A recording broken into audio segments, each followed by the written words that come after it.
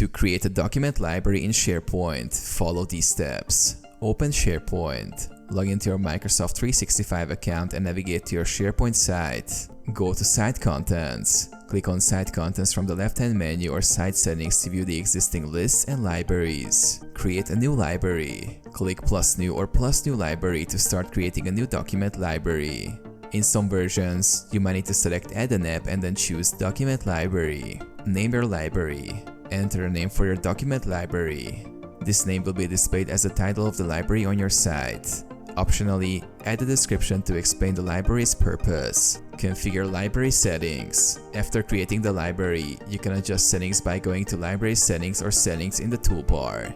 Here, you can customize columns, configure versioning, set up content types, and define permissions. Add documents. Use the Upload button to add files to the library. You can drag and drop files or click Upload to select files from your computer. Organize and share. Create folders within the library to organize documents. Share the library with team members by adjusting permissions as needed.